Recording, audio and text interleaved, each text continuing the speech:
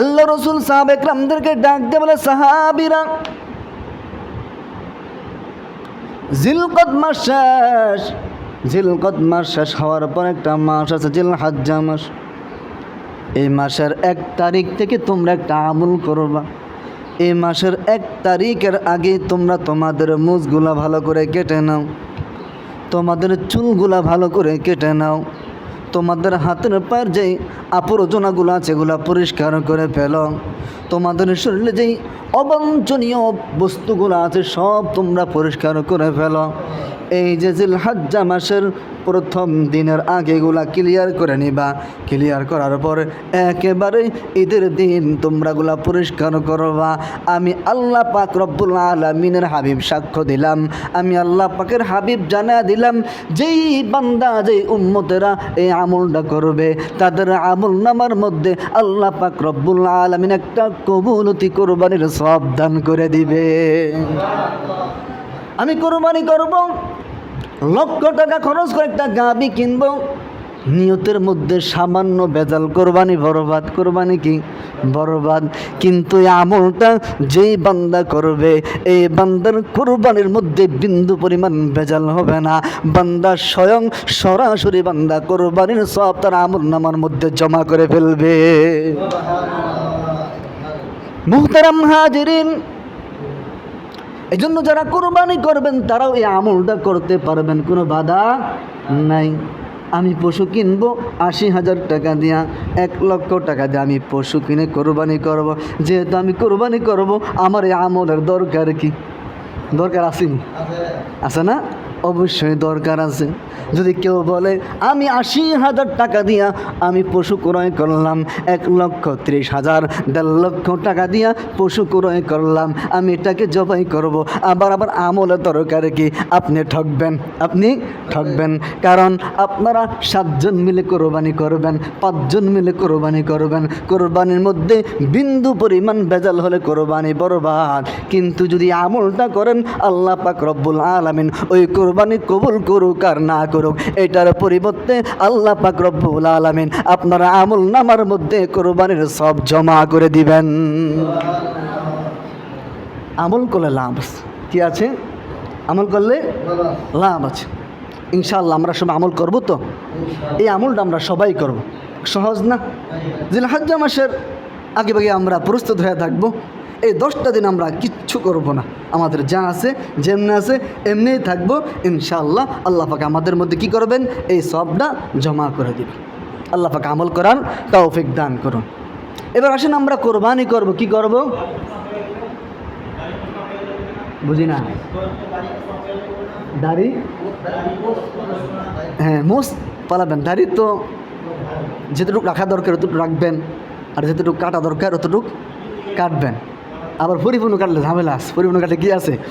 ঝামেলা আছে। এক কথায় সুন্নত তরিকায় মুছ কাটা সুন্নত, দাড়ি কাটা কি হারাম, দাড়ি কাটা কি হারাম। এই জন্য যতটুকু রাখা দরকার সুন্নত তরিকায় 1 মুষ্টি হওয়ার পরে কেটে ফেলবেন।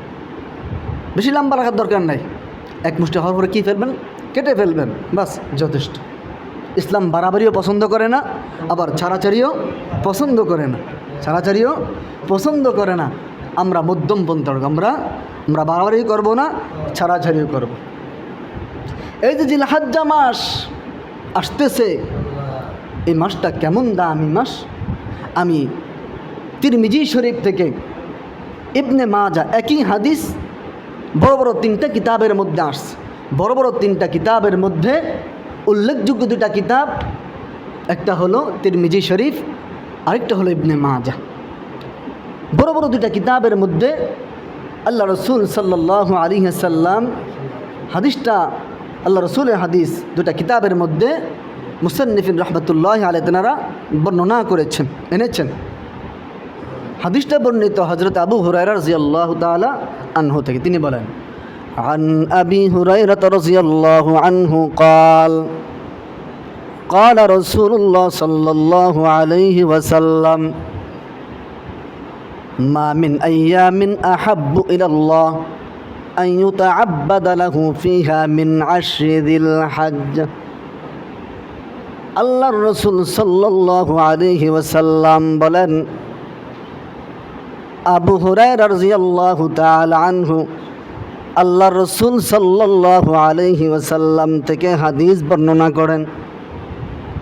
আল্লাহর রসুল উম্মতদেরকে জানায়া দিলেন, হে উম্মতরা ভালো করে শুনে নাও, জিলহজ মাসের প্রথম 10 দিন জিলহজ মাসের এই 10 দিন অপেক্ষা করে এমন কোনো দিন আল্লাহ তাআলার কাছে মর্যাদাপূর্ণ নয়।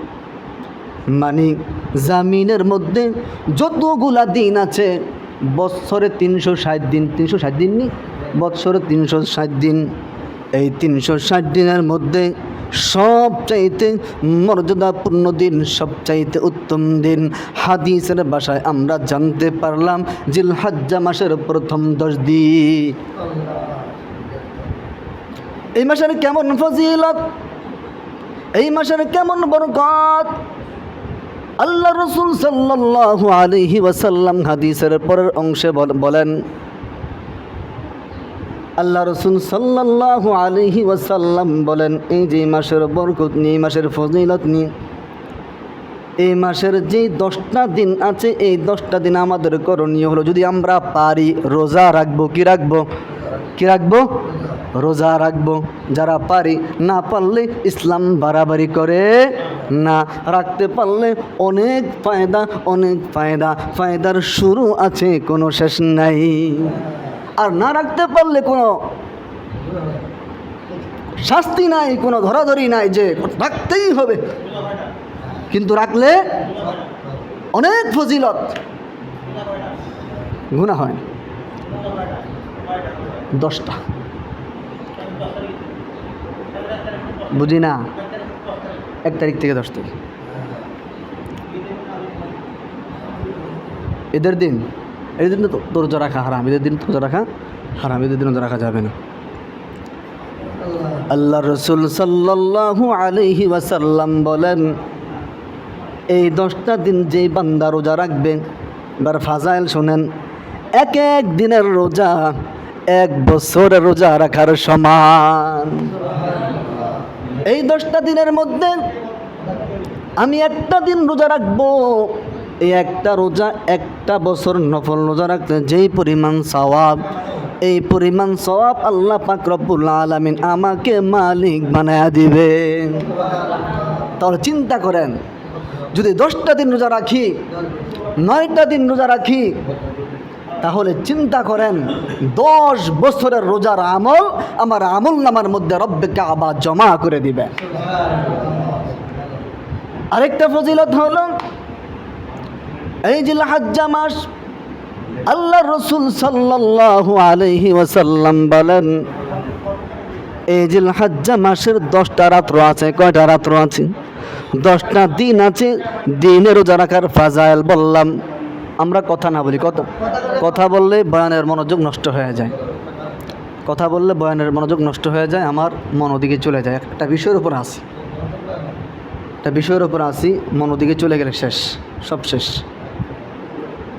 তো বলতে চাচ্ছিলাম, মুসলমান উম্মতের দল, শুধু দিনের ফাজাইল বললাম, দিনের রোজা রাখলে কি ফাজাইল। এবারে হাদিসের মধ্যে আল্লাহ রসুল সাল্লাল্লাহু আলাইহি ওয়াসাল্লাম রাতের ফাজাইল বর্ণনা করতেছে।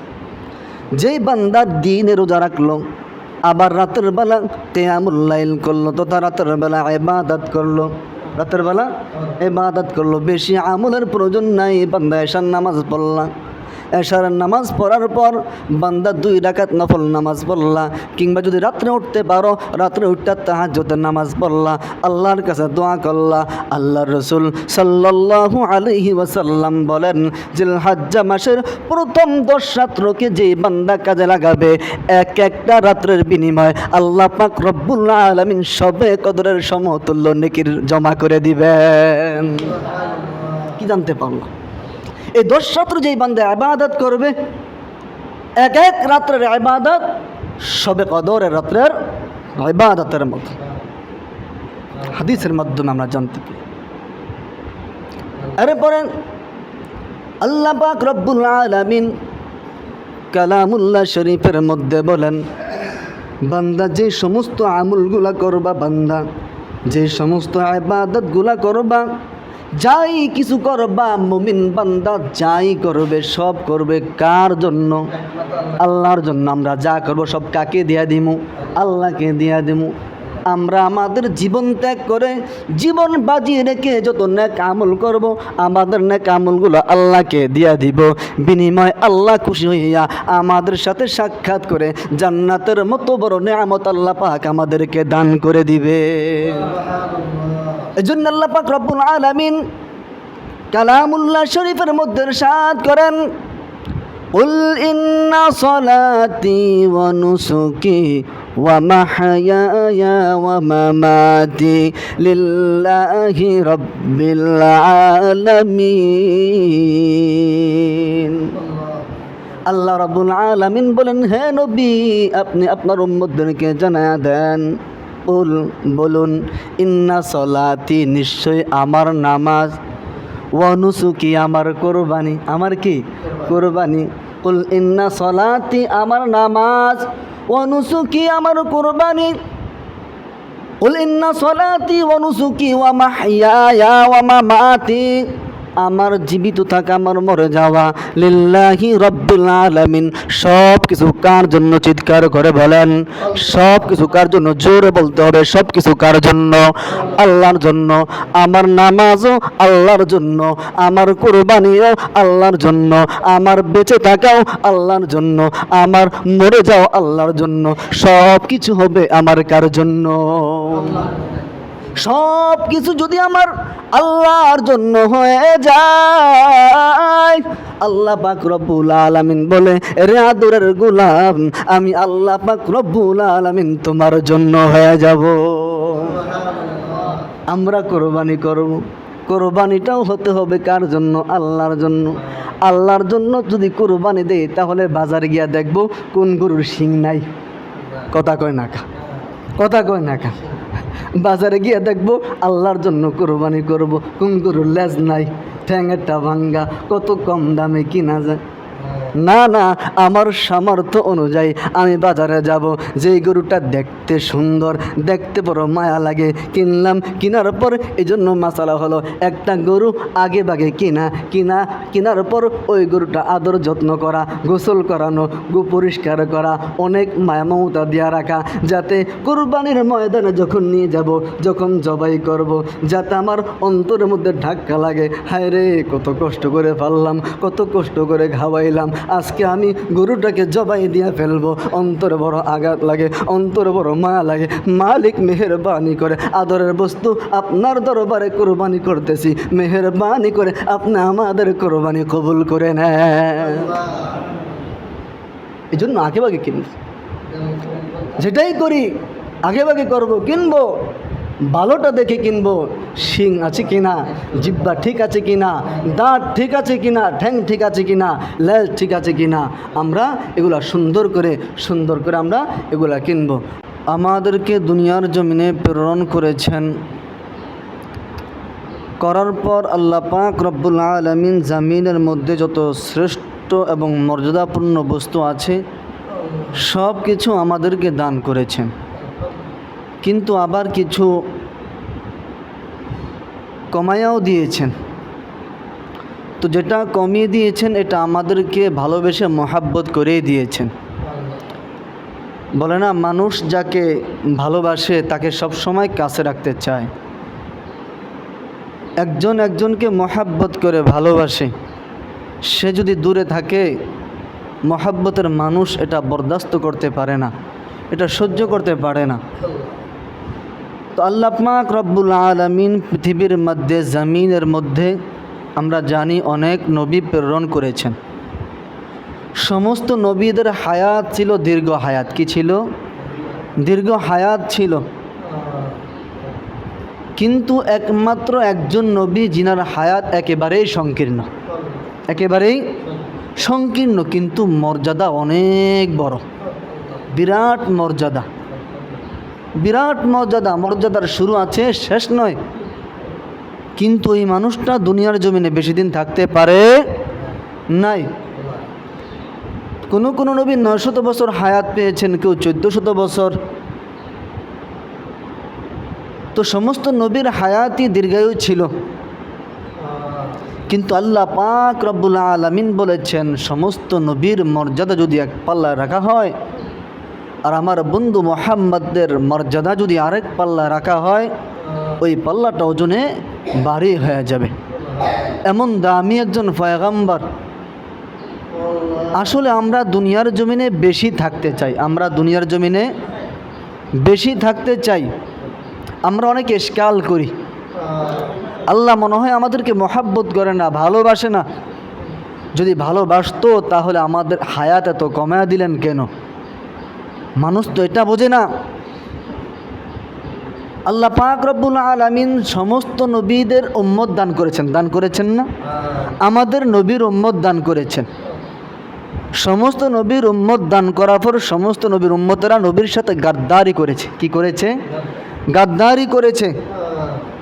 মুহাম্মদের কিছু উম্মত তো নবীর সাথে গাদ্দারি করেছে, তবে আল্লাহ পাক জানিয়ে দিয়েছেন নবী, যারা আপনার সাথে গাদ্দারি করেছে এরা আপনার উম্মত নয়, এরা আপনার উম্মত নয়। আপনার উম্মত কারা? যারা মসজিদে আসবে, যারা দাড়ি রাখবে, যারা টুপি পরবে, যারা আপনার সুন্নত তরিকায় চলবে, এরাই হবে আপনার উম্মত, এরাই হবে আপনার উম্মত। তো আমি বলতে চাচ্ছিলাম মহাব্বতের মানুষ মহাব্বতকে টানে, মহাব্বতের মানুষ মহাব্বতকে টানে। আল্লাহ পাক বিশ্বনবীকে মহাব্বত করে বানিয়েছেন, ঠিক তেমনিভাবে বিশ্বনবীর উম্মতদেরকেও বড় ভালোবেসে মহাব্বত করে বানিয়েছেন। সুবহানাল্লাহ। এই জন্যই হায়াত কম দিয়েছেন, যে বান্দা যত কম সময় দুনিয়াতে থাকবা তত তাড়াতাড়ি বান্দা তুমি আমার সাথে মোলাকাত করতে পারো। এই জন্যই তো আল্লাহ পাক রব্বুল আলামিন কালামুল্লাহ শরীফের মাধ্যমে জানিয়ে দিয়েছেন, সূরাতুল কাহফের শেষের আয়াতের মধ্যে জানিয়ে দিয়েছেন যে কুল ইন্নামা আনা বাশারুম মিসলুকুম ইউহা ইলাইয়া আন্নামা ইলাহুকুম ইলাহুন ওয়াহিদ ফামান কানা ইয়ারজু লিকা রাব্বিহ ফালইয়ামাল আমালান সালিহান ওয়া লা ইউশরিক বিইবাদাতি রাব্বিহি আহাদা।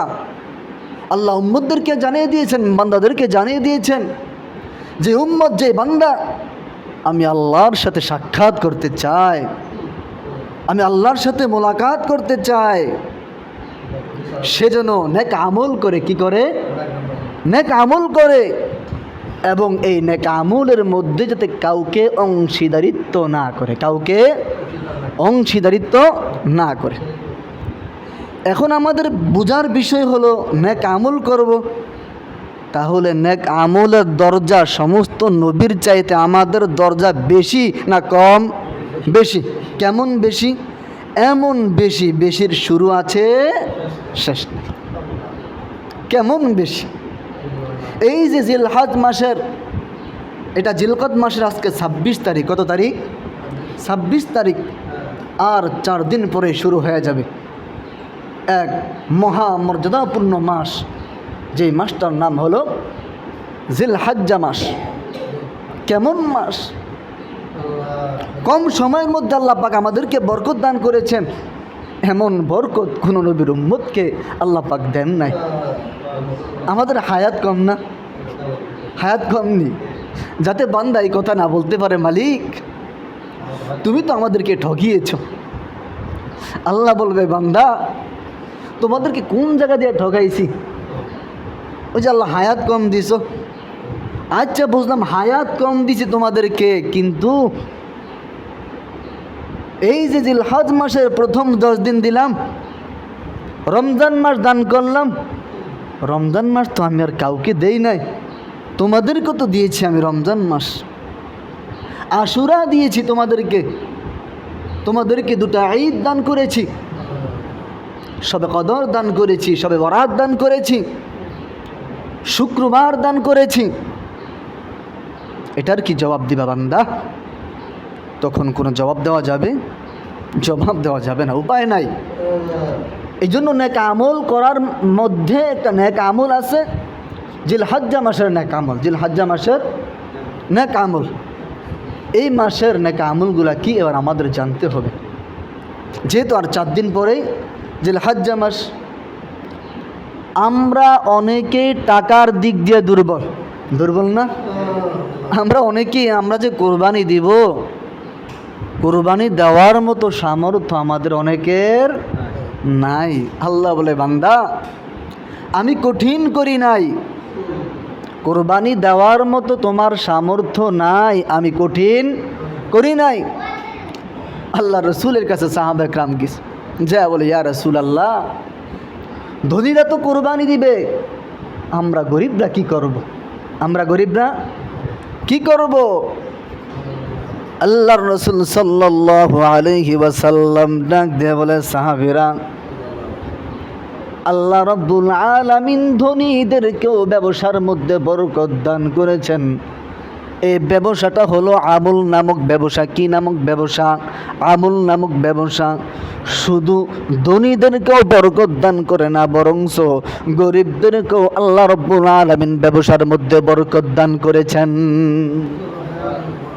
সাহাবীরা জিজ্ঞাসা করলো, ইয়া রাসূলুল্লাহ, ধনী বান্দাদেরকে আল্লাহ পাক রব্বুল আলামিন বরকত দান করেছে, এটা বুঝতে পারলাম, তারা ব্যবসা বাণিজ্য করে অনেক টাকা পয়সা উপার্জন করে তারা কোরবানি করবে, কিন্তু আমাদের গরিবদের তো কোনো ব্যবসা বাণিজ্য নেই। মানুষ আমাদেরকে 5 টাকা দেয়, আমাদেরকে মানুষ দান খয়রাত করে, আমরা ওগুলা দিয়ে আমাদের জীবন আমরা পরিচালনা করি, তাহলে আমরা আবার কিভাবে ব্যবসায় লাভবান করব? আল্লাহ রসুল সাল্লাল্লাহু আলাইহি ওয়াসাল্লাম গরিব সাহাবীদেরকে ডাক দিয়ে বলে, সাহাবীরা ভালো করে শুনেন, তোমাদেরকে আমি আজকে একটা আমল বাতলাইয়া দিব, তোমরা আমলটা করবা। ধনীরা কোরবানি করে যেই পরিমাণ সওয়াবের মালিক হবে, তোমরা এই আমলটা করে তাদের মতো সওয়াবের মালিক হয়ে যাবে। আমলটা জানার দরকার আছে না নাই? আমরা অনেকেই জানি, বয়ান আমরা বহুবার শুনেছি, এরপরও আলোচনা করতেছি, কারণ আলোচনার মাধ্যমে ঈমান তাজা হয়, আমলের প্রতি আগ্রহ বাড়ে, এই জন্য আবার আলোচনা করতেছি। আল্লাহ রসুল সাহাবা একরামদেরকে ডাক দিয়ে বলে, সাহাবীরা, জিলকদ মাস শেষ, জিলকদ মাস শেষ হওয়ার পর একটা মাস আছে জিলহজ্জা মাস। এই মাসের 1 তারিখ থেকে তোমরা একটা আমল করবা। এই মাসের 1 তারিখের আগে তোমরা তোমাদের মুছগুলা ভালো করে কেটে নাও, তোমাদের চুলগুলা ভালো করে কেটে নাও, তোমাদের হাতের পায়ের যেই আবর্জনাগুলো আছে এগুলো পরিষ্কার করে ফেলো, তোমাদের শরীরে যেই অবাঞ্ছনীয় বস্তুগুলো আছে সব তোমরা পরিষ্কার করে ফেলো। এই যে জিলহজ্জা মাসের প্রথম দিনের আগে এগুলা ক্লিয়ার করে নিবা। ক্লিয়ার করার পর একেবারে ঈদের দিন তোমরাগুলা পরিষ্কার করবা। আমি আল্লাহ পাক রব্বুল আলামিনের হাবিব সাক্ষ্য দিলাম, আমি আল্লাহ পাকের হাবিব জানা দিলাম, যেই বান্দা যেই উম্মতেরা এই আমলটা করবে তাদের আমল নামার মধ্যে আল্লাহ পাক রব্বুল আলামিন একটা কবুলতি কোরবানির সওয়াব দান করে দিবে। আমি কোরবানি করব, লক্ষ টাকা খরচ করে একটা গাভী কিনব, নিয়তের মধ্যে সামান্য ভেজাল, কোরবানি বরবাদ। কোরবানি কি বরবাদ? কিন্তু এই আমলটা যেই বান্দা করবে এই বান্দার কোরবানির মধ্যে বিন্দু পরিমাণ ভেজাল হবে না। বান্দা স্বয়ং সরাসরি বান্দা কোরবানির সওয়াব তার আমল নামার মধ্যে জমা করে ফেলবে। মুহতারাম হাজিরিন, এই জন্য যারা কোরবানি করবেন তারাও এই আমলটা করতে পারবেন, কোনো বাধা নাই। আমি পশু কিনবো 80,000 টাকা দিয়া, 1 লক্ষ টাকা দিয়ে আমি পশু কিনে কোরবানি করব। যেহেতু আমি কোরবানি করব, আমার এই আমলের দরকার কি? দরকার আসেনি? আছে না? অবশ্যই দরকার আছে। যদি কেউ বলে আমি 80,000 টাকা দিয়া আমি পশু ক্রয় করলাম, 1,30,000 1.5 লক্ষ টাকা দিয়া পশু ক্রয় করলাম, আমি এটাকে জবাই করব, আবার আমলের দরকার কি? আপনি ঠকবেন, আপনি ঠকবেন। কারণ আপনারা 7 জন মিলে কোরবানি করবেন, 5 জন মিলে কোরবানি করবেন, কোরবানির মধ্যে বিন্দু পরিমাণ ভেজাল হলে কোরবানি বরবাদ। কিন্তু যদি আমলটা করেন আল্লাহ পাক রব্বুল আলামিন ওই কোরবানি কবুল করুক আর না করুক, এটার পরিবর্তে আল্লাহ পাক রব্বুল আলামিন আপনার আমল নামার মধ্যে কোরবানির সব জমা করে দিবেন।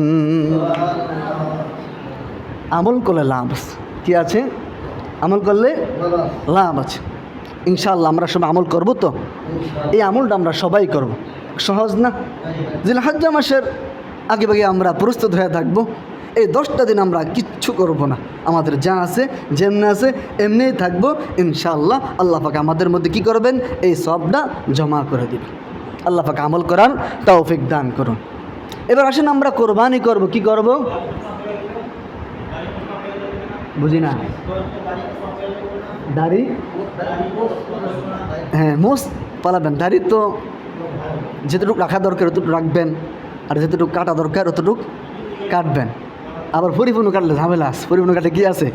ঝামেলা আছে। এক কথায় সুন্নত তরিকায় মুছ কাটা সুন্নত, দাড়ি কাটা কি হারাম, দাড়ি কাটা কি হারাম। এই জন্য যতটুকু রাখা দরকার সুন্নত তরিকায় এক মুষ্টি হওয়ার পরে কেটে ফেলবেন। বেশি লম্বা রাখার দরকার নাই, এক মুষ্টি হওয়ার পরে কী ফেলবেন? কেটে ফেলবেন, বাস যথেষ্ট। ইসলাম বাড়াবাড়িও পছন্দ করে না, আবার ছাড়াছাড়িও পছন্দ করে না, ছাড়াছাড়িও পছন্দ করে না। আমরা মধ্যমপন্থী, আমরা বাড়াবাড়ি করব না, ছাড়াছাড়িও করব। এই যে জিলহজ্জা মাস আসতেছে, এই মাসটা কেমন দামি মাস। আমি তিরমিজি শরীফ থেকে, ইবনে মাজা, একই হাদিস বড় বড় 3টা কিতাবের মধ্যে আসছে। বড় বড় 3টা কিতাবের মধ্যে উল্লেখযোগ্য 2টা কিতাব, একটা হলো তিরমিজি শরীফ, আরেকটা হলো ইবনে মাজা। বড় বড় 2টা কিতাবের মধ্যে আল্লাহ রসুল সাল্লাল্লাহু আলাইহি ওয়াসাল্লাম হাদিসটা, আল্লাহ রসুলের হাদিস 2টা কিতাবের মধ্যে মুসান্নিফিন রহমতুল্লাহ আলাইহি তেনারা বর্ণনা করেছেন, এনেছেন। হাদিসটা বর্ণিত হযরত আবু হুরায়রা রাদিয়াল্লাহু তাআলা আনহু থেকে। তিনি বলেন, عن أبي هريرة رضي الله عنه قال قال رسول الله صلى الله عليه وسلم ما من أيام أحب إلى الله أن يتعبد له فيها من عشر ذي الحج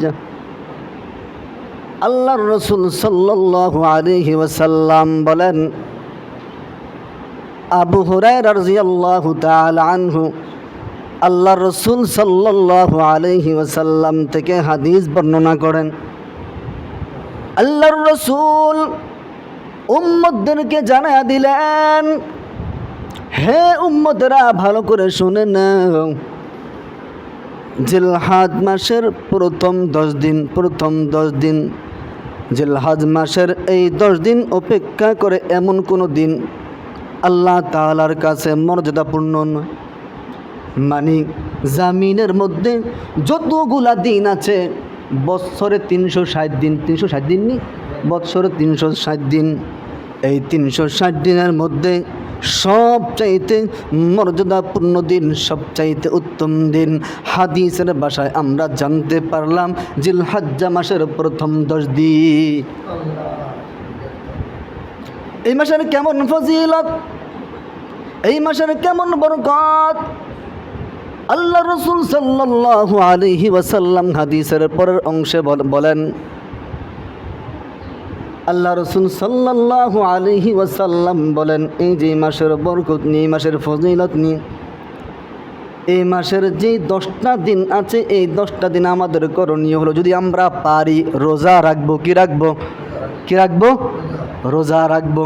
যারা পারি, না পারলে ইসলাম বাড়াবাড়ি করে না, রাখতে পারলে অনেক ফায়দা, অনেক ফায়দা, ফায়দার শুরু আছে, কোনো শেষ নাই। আর না রাখতে পারলে কোনো শাস্তি নাই, কোনো ধরাধরি নাই যে রাখতেই হবে, কিন্তু রাখলে অনেক ফজিলত,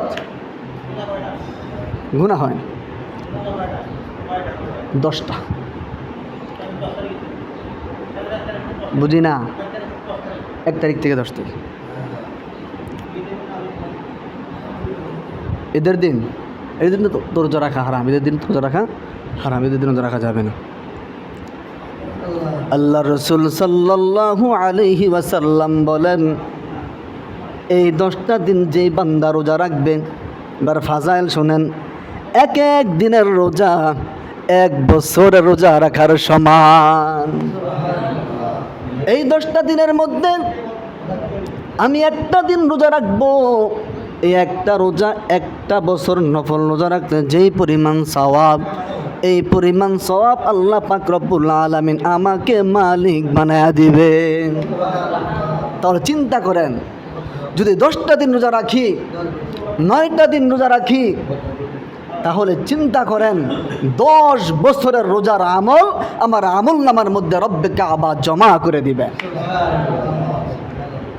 আরেকটা ফজিলত হলো, এই জিলহজ্জা মাস আল্লাহ রসুল সাল্লাল্লাহু আলাইহি ওয়াসাল্লাম বলেন, এই জিলহজ্জা মাসের 10টা রাত্র আছে। কয়টা রাত্র আছে? 10টা দিন আছে। দিনে রোজা রাখার ফাজাইল বললাম। আমরা কথা না বলি, কথা বললে বয়ানের মনোযোগ নষ্ট হয়ে যায়। কথা বললে বয়ানের মনোযোগ নষ্ট হয়ে যায়, আমার মন ওদিকে চলে যায়। একটা বিষয়ের উপর আসি, মন ওদিকে চলে গেলে শেষ, সব শেষ। তো বলতে চাচ্ছিলাম, মুসলমান উম্মতের দল, শুধু দিনের ফাজাইল বললাম, দিনের রোজা রাখলে কি ফাজাইল। এবারে হাদিসের মধ্যে আল্লাহ রসুল সাল্লাল্লাহু আলাইহি ওয়াসাল্লাম রাতের ফাজাইল বর্ণনা করতেছে। যেই বান্দা দিনে রোজা রাখলো, আবার রাতের বেলা কিয়ামুল লাইল করলো, তথা রাতের বেলা ইবাদত করলো, বেশি আমলের প্রয়োজন নাই। বান্দা এশার নামাজ পড়লা, এশার নামাজ পড়ার পর বান্দা 2 রাকাত নফল নামাজ পড়লা, কিংবা যদি রাত্রে উঠতে পারো রাত্রে উঠতে তাহাজ্জুদের নামাজ পড়লা, আল্লাহর কাছে দোয়া করলা। আল্লাহর রাসূল সাল্লাল্লাহু আলাইহি ওয়াসাল্লাম বলেন, জিলহজ্জা মাসের প্রথম 10 রাত্রকে যেই বান্দা কাজে লাগাবে, একটা রাত্রের বিনিময় আল্লাহ পাক রব্বুল আলামিন সবে কদরের সমতুল্য নেকির জমা করে দিবেন। কি জানতে পারলাম? এই 10 রাত্র যেই বান্দা ইবাদত করবে, এক রাত্রের ইবাদত সবে কদরের রাত্রের ইবাদতের মতো। হাদিসের মাধ্যমে আমরা জানতে পারি।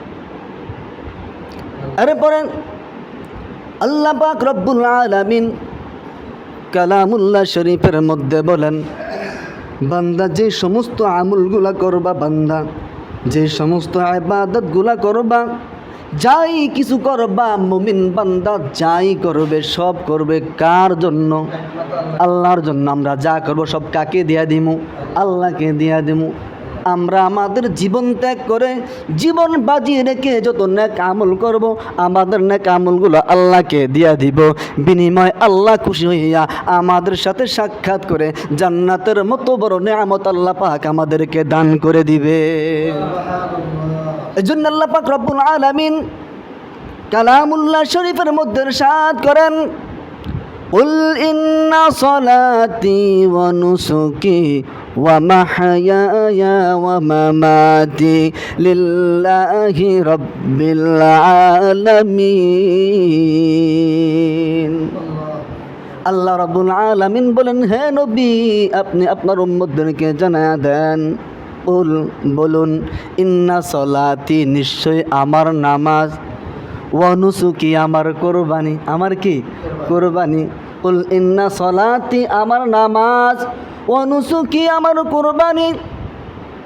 কুল ইন্না সলাতি ওয়া নুসুকি ওয়া মাহইয়ায়া ওয়া মামাতি, আমার জীবিত থাকা, আমার মরে যাওয়া, লিল্লাহি রাব্বিল আলামিন। সব কিছু কার জন্য? চিৎকার করে বলেন, সব কিছু কার জন্য? জোরে বলতে হবে, সব কিছু কার জন্য? আল্লাহর জন্য। আমার নামাজও আল্লাহর জন্য, আমার কুরবানিও আল্লাহর জন্য, আমার বেঁচে থাকাও আল্লাহর জন্য, আমার মরে যাও আল্লাহর জন্য। সব কিছু হবে আমার কার জন্য? সব কিছু যদি আমার আল্লাহর জন্য হয়ে যায়, আল্লাহ পাক রব্বুল আলামিন বলে, রে আদরের গোলাম, আমি আল্লাহ পাক রব্বুল আলামিন তোমার জন্য হয়ে যাব। আমরা কোরবানি করব, কোরবানিটাও হতে হবে কার জন্য? আল্লাহর জন্য। আল্লাহর জন্য যদি কোরবানি দেই, তাহলে বাজারে গিয়া দেখব কোন গরুর শিং নাই। কথা কয় না কা? কথা কয় না কা? বাজারে গিয়ে দেখবো আল্লাহর জন্য কোরবানি করব, কোন গরুর লেজ নাই, ঠ্যাঙেরটা ভাঙ্গা, কত কম দামে কিনা যায়। না না, আমার সামর্থ্য অনুযায়ী আমি বাজারে যাব, যেই গরুটা দেখতে সুন্দর, দেখতে বড় মায়া লাগে, কিনলাম। কেনার পর এই জন্য মাসালা হলো, একটা গরু আগে ভাগে কেনার পর ওই গরুটা আদর যত্ন করা, গোসল করানো, পরিষ্কার করা, অনেক মায়া মমতা দেওয়া রাখা, যাতে কোরবানির ময়দানে যখন নিয়ে যাব, যখন জবাই করব, যাতে আমার অন্তরের মধ্যে ধাক্কা লাগে, হায় রে কত কষ্ট করে পারলাম, কত কষ্ট করে খাওয়াইলাম, আজকে আমি গরুটাকে জবাই দিয়ে ফেলবো। অন্তরে বড় আঘাত লাগে, অন্তরে বড় মায়া লাগে। মালিক মেহেরবানি করে আদরের বস্তু আপনার দরবারে কোরবানি করতেছি, মেহেরবানি করে আপনি আমাদের কোরবানি কবুল করে নেন। এই জন্য আগে ভাগে কিনব, যেটাই করি আগে ভাগে করবো, কিনবো ভালোটা দেখে কিনবো। শিং আছে কিনা, জিব্বা ঠিক আছে কিনা, দাঁত ঠিক আছে কিনা, ঠ্যাং ঠিক আছে কিনা, লেজ ঠিক আছে কিনা, আমরা এগুলা সুন্দর করে আমরা এগুলা কিনবো।